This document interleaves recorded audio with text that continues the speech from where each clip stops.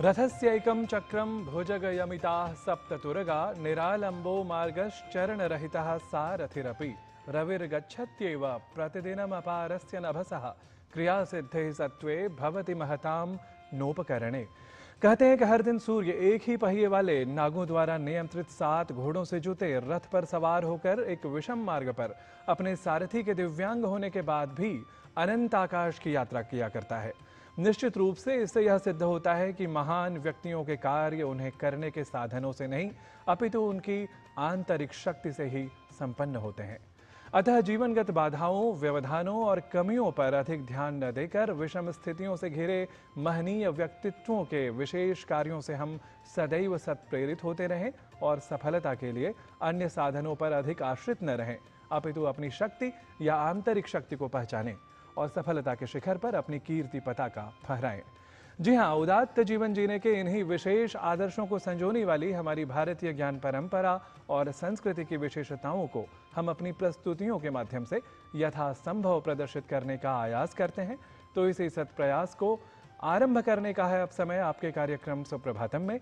स्वीकारे स्वागत, सत्कार व सादर नमस्कार। मैं हूं आप सभी के साथ नारायण दत्त मिश्र।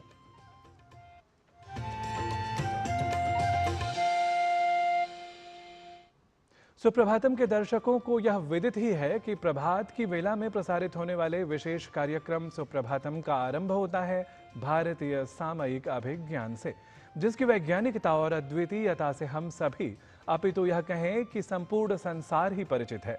तो इसी वैज्ञानिक काल गणना को आज के पंचांग के माध्यम से अत्यंत सरल और व्यावहारिक स्वरूप में हम जान लेते हैं हमारे पहले प्रभाग आज का पंचांग इसके माध्यम से। आज का पंचांग युगाब्द 5127, विक्रम संवत 2082, शक संवत 1947, दक्षिणायन, पौष मास, कृष्ण पक्ष, सप्तमी तिथि, बृहस्पतिवार, पूर्वा फाल्गुनी नक्षत्र। आज का दिन सभी के लिए मंगलमय हो।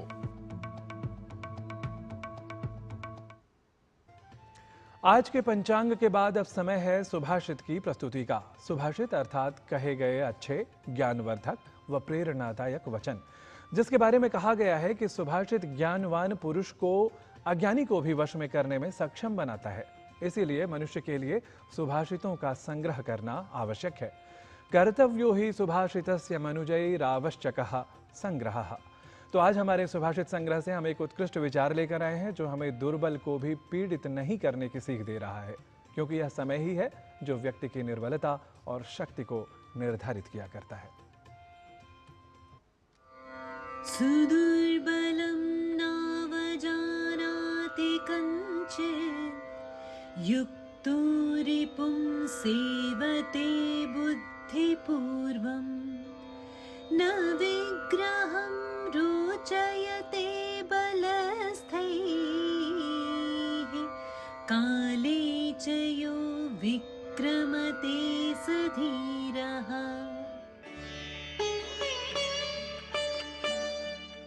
जो किसी कमजोर का अपमान नहीं करता, हमेशा सावधान रहकर बुद्धि विवेक द्वारा शत्रुओं से निपटता है, बलवानों के साथ जबरन नहीं भिड़ता तथा उचित समय पर शौर्य दिखाता है, वही सच्चा वीर है।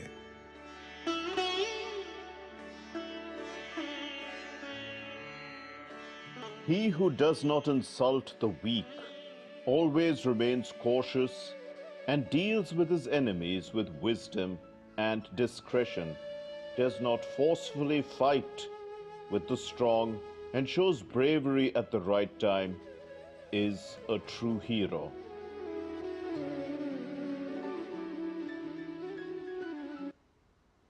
सुभाषित की प्रस्तुति के बाद अब समय है भारतीय ज्ञान परंपरा से जुड़ी प्रस्तुति का। गीता सुगीता कर्तव्या किमन्यैः शास्त्र विस्तरैः, अर्थात श्रीमद् भगवद गीता सभी विषयों से युक्त ज्ञान का सार है, जो जीवन के लिए आवश्यक आध्यात्मिक ज्ञान व व्यावहारिक ज्ञान भी प्रदान किया करती है। मानव के उत्कर्ष की बात करने वाले श्रीमद् भगवद गीता के संदेशों से आज भी पूरा विश्व लाभान्वित हो रहा है।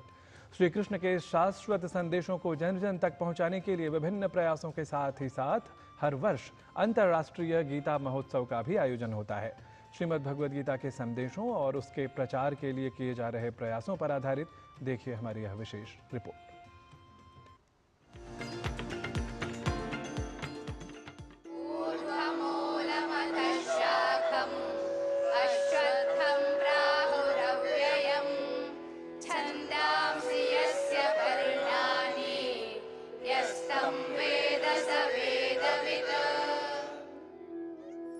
भारतीय ज्ञान परंपरा में आध्यात्मिक, धार्मिक, सांस्कृतिक और नैतिक चिंतन का समावेश है, जिसमें भारत के महान ग्रंथों का अद्भुत योगदान है। श्रीमद् भगवद गीता को सनातन ग्रंथों का सार माना गया है।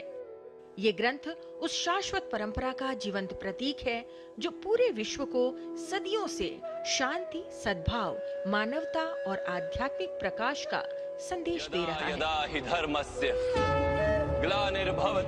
भगवान श्री कृष्ण ने हरियाणा की भूमि कुरुक्षेत्र में किम कर्तव्य विमूढ़ अर्जुन को श्रीमद् भगवद गीता का दिव्य अलौकिक उपदेश दिया था। भारतीय समाज की धार्मिकता और नैतिकता की आधार श्रीमद् भगवद गीता की स्मृति में प्रत्येक वर्ष मार्गशीर्ष मास के शुक्ल पक्ष की एकादशी तिथि को गीता जयंती मनाई जाती है।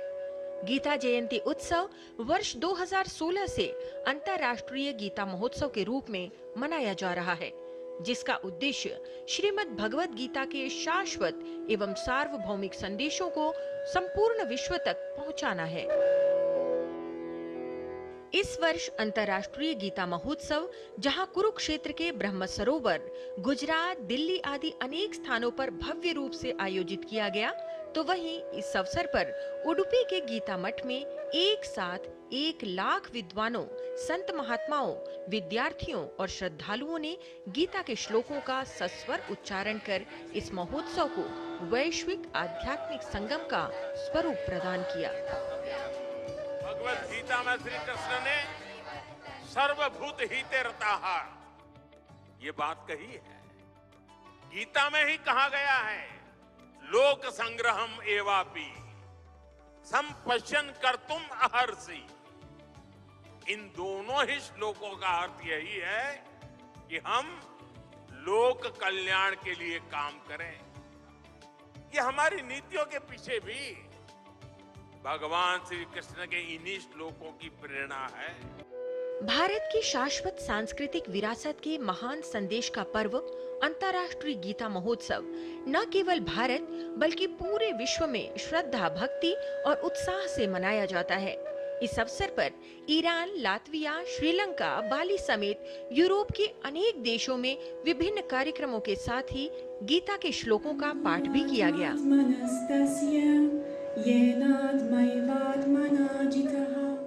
अध्यात्म के गहरे संदेशों को जोड़ने वाली गीता की शिक्षाएं आज भी दुनिया भर में लाखों लोगों के लिए प्रेरणा का स्रोत हैं, जो सरलता, स्पष्टता और सार्वभौमिक दृष्टिकोण के साथ जीवन का सार समझने का अवसर प्रदान करती हैं।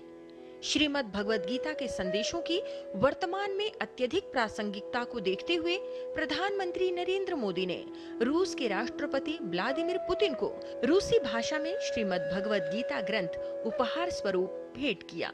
धर्म और सत्य की स्थापना के लिए अनासक्त भाव से कर्म करने की कला को समझना ही वस्तुतः श्रीमद् भगवद गीता का प्रमुख संदेश है, जिसके प्रसार के लिए प्रत्येक वर्ष आयोजित होने वाले अंतर्राष्ट्रीय गीता महोत्सव के माध्यम से विश्व भर में शांति, सद्भाव, मानवता एवं भ्रातृत्व की भावना का प्रचार कर भारतीय ज्ञान परंपरा के महान विरासत से एक समृद्ध, सकारात्मक समाज का निर्माण करना है।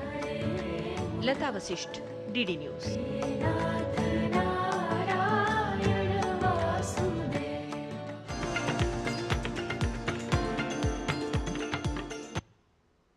और सुप्रभातम में अभी समय हो गया है एक अल्प विराम का। अब देखते रहिए डीडी न्यूज, हम जल्दी ही लौटते हैं।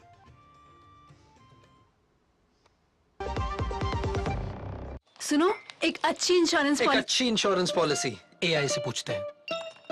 एक ऐसी पॉलिसी जिसमें प्रीमियम पेमेंट हो लिमिटेड पर इनकम आती रहे लाइफ टाइम। LIC का जीवन उत्सव। एक ऐसी पॉलिसी जो दे होल लाइफ इंश्योरेंस कवर भी। LIC का जीवन उत्सव। वाह, चलो तो LIC की जीवन उत्सव पॉलिसी ही लेते हैं। मैं भी तुमसे यही कह रही थी, LIC का जीवन उत्सव। लाइफ टाइम सेलिब्रेशन मनाइए LIC के जीवन उत्सव के साथ, फ्यूचर सेट है। हमने 2.5 में सोचा था ये।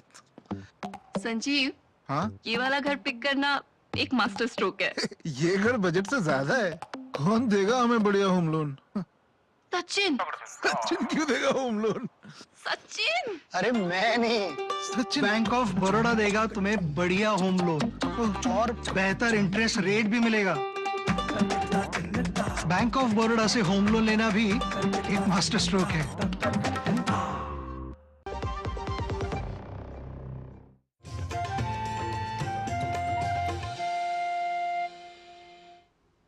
सुप्रभातम में आप सभी का पुनरपि स्वागत है।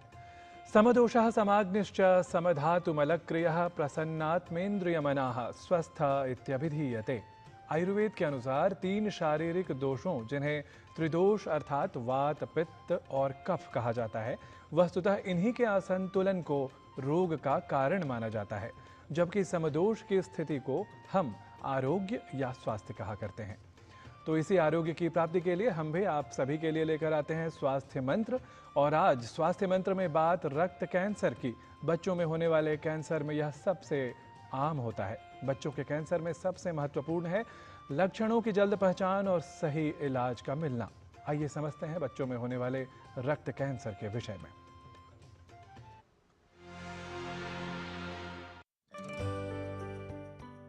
भारत में हर वर्ष बच्चों में कैंसर के लगभग 60,000 नए मामले दर्ज किए जाते हैं। बच्चों में होने वाले कैंसर में रक्त का कैंसर अर्थात ब्लड कैंसर सबसे अधिक होता है। रक्त का कैंसर एक गंभीर रोग है जिसका प्रभाव रक्त कोशिकाओं पर होता है। रक्त का कैंसर पूरे शरीर को प्रभावित करता है क्योंकि रक्त पूरे शरीर में संचारित होता है। हमारे रक्त का निर्माण 3 प्रकार की कोशिकाओं से होता है, जिन्हें लाल रक्त कोशिकाएं, प्लेटलेट्स और सफेद रक्त कोशिकाओं के नाम से जाना जाता है। आमतौर पर ये स्टेम सेल में आते हैं, जिसका कार्य किसी भी तरह के लाल रक्त कोशिका को बनाना और उसे विकसित करना होता है। बच्चों में खून का कैंसर सबसे कॉमन है और ये अक्यूट ल्यूकेमिया बोलते हैं, जो ALL या AML के रूप में हो सकता है। खून के कैंसर के लक्षण सिंपल बुखार से लेकर थकान का रहना, कहीं से भी ब्लीडिंग हो जाना, शरीर पे नीले चकत्ते बनना, मसूड़ों के फूलना, हाथ पैरों में बेहद दर्द रहना या कहीं शरीर में गांठ आना, ये सारे खून के कैंसर के लक्षण हो सकते हैं। यदि व्यक्ति को रक्त का कैंसर हो जाए तो स्टेम सेल इस कार्य को ठीक से नहीं कर पाता। ब्लड कैंसर के कई प्रकार होते हैं। रक्त का कैंसर रक्त कोशिकाओं का उत्पादन व कार्य प्रभावित करता है। इसकी शुरुआत अस्थि मज्जा यानी बोन मैरो से होती है। अस्थि मज्जा में स्टेम कोशिकाएं परिपक्व होती हैं। लाल रक्त कोशिकाएं, सफेद रक्त कोशिकाएं और प्लेटलेट्स इसी में विकसित होती हैं। रक्त का कैंसर होने पर रक्त कोशिकाएं असामान्य रूप से वृद्धि करने लगती हैं, जिसके कारण रक्त उत्पादन की प्रक्रिया बाधित हो जाती है। रक्त कैंसर एक्यूट और क्रॉनिक हो सकता है। बच्चों में खून का कैंसर पता करने का एक बहुत सिंपल तरीका है ब्लड की जांच करना, जिसको हम complete blood count with peripheral smear कहते हैं, जिसमें अगर खून के कैंसर सेल्स, खून में कैंसर सेल जिसको हम ब्लास्ट कहते हैं, ये दिख जाए तो इसके आगे बोन मैरो या और आगे की कार्यवाही करी जा सकती है। 90% से बच्चों से ऊपर बच्चों में आराम पड़ जाता है। इलाज के तरीकों में कीमोथेरेपी आती है और आज की डेट में कीमोथेरेपी इतनी सशक्त है कि हमें रेडियोथेरेपी का यूज़ करना बिल्कुल कम से कम पड़ता है। बोन मैरो ट्रांसप्लांट की नीड भी पहली बार में हमें नहीं होती है। बच्चों के कैंसर में सबसे आवश्यक है लक्षणों की जल्द पहचान और सही समय पर इलाज मिल पाना। रक्त का कैंसर कई प्रकार का हो सकता है। ल्यूकीमिया शरीर में सफेद रक्त कोशिकाओं को प्रभावित करता है, जो संक्रमण से लड़ने में शरीर की सहायता करती है। लिम्फोमा रक्त कैंसर का एक ऐसा रूप है जिसमें लसिका प्रणाली प्रभावित होती है। ये प्रणाली शरीर को रोग और संक्रमण से लड़ने में सहायता करती है। लिम्फोमा 2 प्रकार का हो सकता है, नॉन हॉजकिंस लिम्फोमा और हॉजकिंस लिम्फोमा।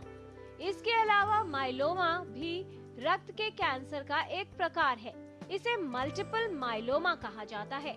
इसमें प्लाज्मा सेल्स प्रभावित होते हैं। ये प्लाज्मा कोशिकाएं बोन मैरो के अंदर स्थित होती हैं और शरीर को संक्रमण से लड़ने में सहायता करती हैं। रक्त का कैंसर होने पर कोशिकाएं सही रूप से कार्य नहीं कर पाती और व्यक्ति में लक्षण उत्पन्न हो जाते हैं। जहां हम बात करते हैं 70 to 90% क्योर रेट की इंडिया में भी, तो ऐसे में जल्द से जल्द इलाज करना है और इलाज के बाद का लाइफ, जिसको हम सर्वाइवरशिप कहते हैं, वो बहुत अच्छा है। बच्चे अक्सर जो एक्टिव फेज ऑफ कीमोथेरेपी है वो लेने के बाद स्कूल ज्वाइन कर सकते हैं और ट्रीटमेंट ख़त्म करने के बाद तो बिल्कुल हम और आप जैसे एक नॉर्मल व्यक्ति जैसे हो जाते हैं। हाँ, इनके लॉन्ग टर्म फॉलोअप की आवश्यकता रहती है। कैंसर के इलाज के बाद एक बच्चा एक सामान्य जिंदगी जी सकता है और वो मेरे और आपके जैसे एक सामान्य व्यक्ति की तरह रह सकता है। रक्त के कैंसर के लक्षण आमतौर पर धीरे धीरे उत्पन्न होते हैं, इसलिए प्रारंभिक चरण में इसका पता नहीं चल पाता।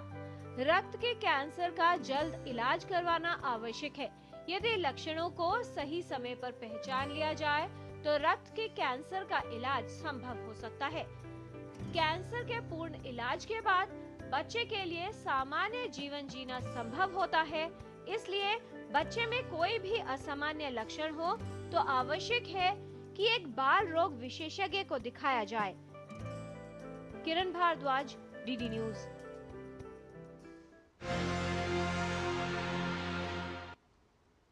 स्वास्थ्य मंत्र के ही क्रम को अब आगे बढ़ाते हैं। संस्कृत में एक श्लोक है, व्यायामं कुर्वतो नित्यं विरुद्धम अपि भोजनम विदग्धम अविदग्धम वा निर्दोषम परिपच्यते। इस संस्कृत श्लोक के साथ अब बढ़ते हैं अपने चिर परिचित योग प्रभाग की ओर। तो आज योग की प्रस्तुति में आप सभी क्या विशेष जानेंगे, आइए आप सभी के इस कौतूहल को दूर किए देते हैं योग प्रभाग की आज की इस प्रस्तुति के साथ। स्वस्थ रहने के लिए बहुत महत्वपूर्ण है कि हमारे पूरे शरीर में रक्त का प्रवाह परफेक्टली हो, और शरीर में रक्त का प्रवाह परफेक्टली हो उसके लिए जरूरी है कि शरीर में ऑक्सीजन का प्रवाह परफेक्टली हो। जितना अधिक ऑक्सीजन हम शरीर में लेंगे उतना अधिक हमारा ब्लड का सर्कुलेशन बेहतर होगा। पर होता क्या है, हम अक्सर ऐसे झुके हुए रहते हैं, चेस्ट को कॉन्ट्रैक्टेड रखते हैं, और अब तो जब से मोबाइल फोन का प्रयोग करने लगे अक्सर लोग ऐसे ही रहते हैं। तो ऐसे जब आप बैठते हैं तो ऑक्सीजन का फ्लो बाधित हो जाता है। उसको अबाधित रूप में लेने के लिए सबसे पहले चेस्ट का एक्सपेंशन करें। यानी पहला काम, योग का सबसे पहला नियम होता है अपनी मेरुदंड यानी अपनी रीढ़, पिलर है इस ह्यूमन बॉडी का, आपका जो स्पाइन है उसी पर शरीर टिका हुआ है। तो अपनी रीढ़ को हमेशा सीधा रखें, चाहे बैठे हुए हैं चाहे खड़े हुए हैं। चेस्ट को एक्सपैंडेड रखें। दिन में जब भी समय लगे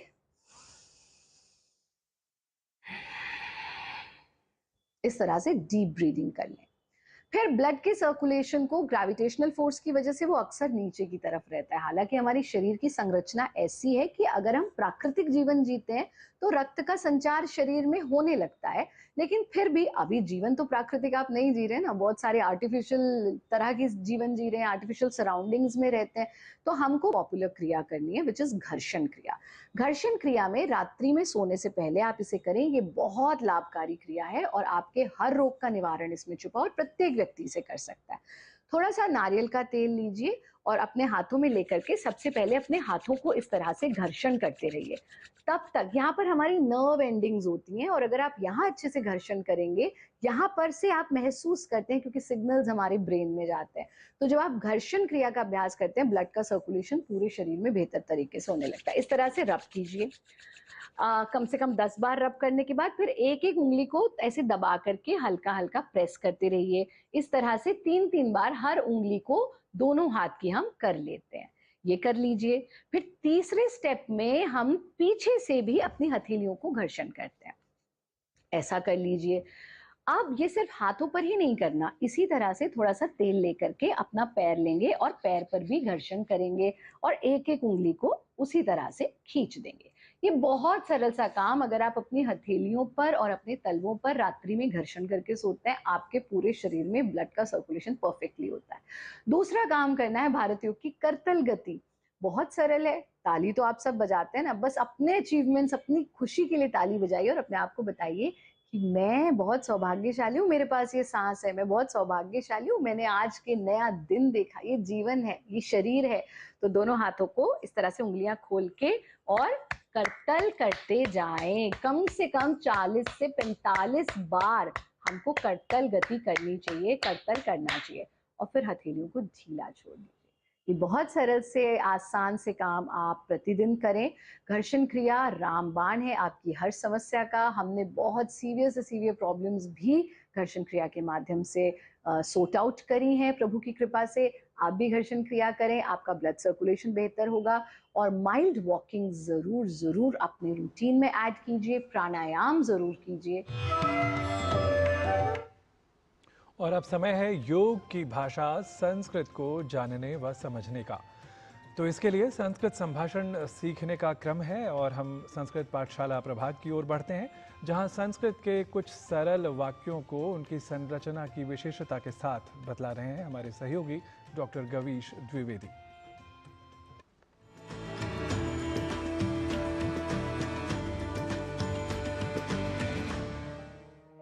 नमो नमः।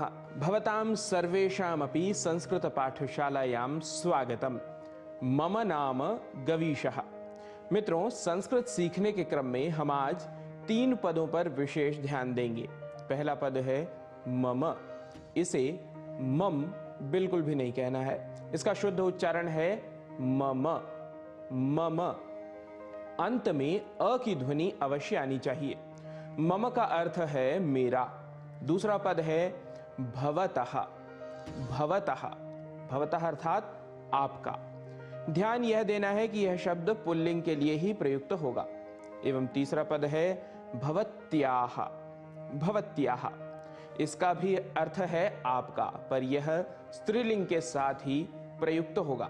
तो आज संस्कृत की पाठशाला में ध्यान देने के लिए 3 पद हैं, मम, भवतः और भवत्याः। मित्रों, इनके उच्चारण एवं अर्थ को जानने के बाद अब बारी इनके अभ्यास की। आपसे निवेदन है कि संस्कृत पाठशाला देखते समय ही आप हमारे साथ बताए जा रहे अभ्यासों को बोलकर अभ्यास करिए। इससे 2 लाभ होंगे। एक तो अलग से आपको संस्कृत सीखने के लिए समय नहीं देना पड़ेगा, और दूसरा जोर जोर से बोलने के कारण सिखाया जाने वाला पाठ या अंश स्वतः कंठस्थ हो जाएगा। अस्तु, अब मम, भवतः और भवत्याः के प्रयोग को शिक्षक, छात्र और छात्रा के संवाद के माध्यम से सीख लेते हैं। अब आप यदि परिवार के लोगों के साथ इसे देख रहे हैं तो आप में से कोई एक शिक्षक बन जाइए, कोई छात्र तो कोई एक छात्रा बन जाइए। यदि आप अकेले देख रहे हैं तो तीनों पात्रों के रूप में आप स्वयं अभ्यास करिए। हम आपकी सुविधा के लिए वाक्यों को स्क्रीन पर दिखा रहे हैं। आप पहले इनके उच्चारणों को ध्यान से सुनिए एवं दूसरी बार मेरे साथ जोर जोर से इन्हें बोलिए। अब जैसे मैं शिक्षक हूं, कक्षा में सबका स्वागत करते हुए सबसे पहले मैं कह रहा हूं नमो नमः सर्वेभ्यः स्वागतम। नमो नमः सर्वेभ्यः स्वागतम अर्थात नमस्कार, आप सभी का स्वागत है। मम नाम गवीशः, भवतः नाम किम। अब इन 2 वाक्यों को आप एक साथ बोलिए। मम नाम गवीशः, भवतः नाम किम। यह तो हुआ प्रश्न। अब अगर आप छात्र बने हैं तो आपको उत्तर देते हुए कहना है मम नाम दीपकः, यह जो भी आपका नाम हो। उदाहरण के लिए मम नाम धर्मेंद्रः, या आप कह सकते हैं मम नाम माइकल, यह कह सकते हैं मम नाम रजा तौसिफः। आपको यहां उत्तर देते समय ध्यान देना है कि यह प्रश्न छात्र से अर्थात किसी पुल्लिंग से किया गया है। अतः आप में से जो छात्र बना है, यह जो पुल्लिंग है, उसे ही इस प्रश्न का उत्तर देना है। आप सामान्यतः अपने नाम के पीछे विसर्ग लगाकर उत्तर दे सकते हैं। अभ्यास के लिए मम नाम के साथ अपना या किसी पुल्लिंग का नाम ले सकते हैं। पुल्लिंग के बाद अब क्रम स्त्रीलिंग पद भवत्याः का। इस क्रम में भवतः के स्थान पर भवत्याः का प्रयोग होगा। जैसे मम नाम गवीशः भवत्याः नाम किम, अर्थात मेरा नाम गवीश है, आपका नाम क्या है। तो इसका उत्तर किसी छात्रा को ही देना है। यहां आप कह सकती हैं मम नाम कृत्वी, मम नाम गौतमी, या फिर मम नाम श्रीशा। इस प्रकार स्त्रीलिंग के नामों का उच्चारण कर आप अभ्यास कर सकती हैं। मित्रों, आपने ध्यान दिया होगा कि उत्तर तो पुल्लिंग एवं स्त्रीलिंग में समान ही है, जो है मम नाम, और नाम के स्थान पर आपका अपना नाम। पर प्रश्न में भवतः एवं भवत्याः से पुल्लिंग एवं स्त्रीलिंग का भेद समझते हुए हमें उत्तर कहना है। कुल मिलाकर भवतः नाम किम कहने पर कोई बालक या पुरुष ही उत्तर दे, एवं भवत्याः नाम किम यह पूछने पर कोई बालिका या महिला ही उत्तर दे। वैसे नाम पूछने के इस पुल्लिंग स्त्रीलिंग भेद से बचने के लिए तव नाम किम, अर्थात तुम्हारा नाम क्या है, यह प्रयोग भी किया जा सकता है। लेकिन आरंभिक प्रयोग में भवतः भवत्याः का प्रयोग सरल एवं भाषा सीखने के क्रम में आगे अधिक उपयोगी है। मम, भवतः, भवत्याः इन पदों का प्रयोग आप वस्तु, स्थान, संबंधी आदियों के साथ कर सकते हैं। तो मित्रों, इसी प्रकार आप करिए अभ्यास। ऐसे छोटे छोटे वाक्यों का आप अपने सोशल मीडिया पर लिखकर, वीडियोस बनाकर स्वयं अभ्यास करने के साथ साथ अन्यों को भी कर सकते हैं प्रेरित। पाठशाला की अग्रिम कक्षा में आपसे होगी भेंट नए पदों के साथ। तब तक के लिए नमो नमः।